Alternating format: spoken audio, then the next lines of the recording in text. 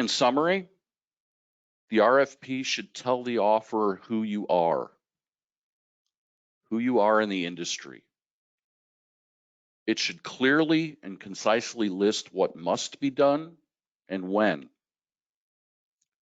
The RFP should be logically complete and correct. Everything that's needed for the offerer to create the RFP is there.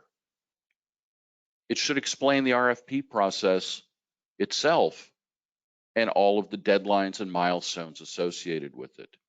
In some cases, you can attach that as an appendix or an additional document instead of including it in the main body to keep the main body cleaner. You need to explain in your RFP how the proposals will be evaluated, and you should endeavor to be clear, concise, and complete in describing your evaluation process.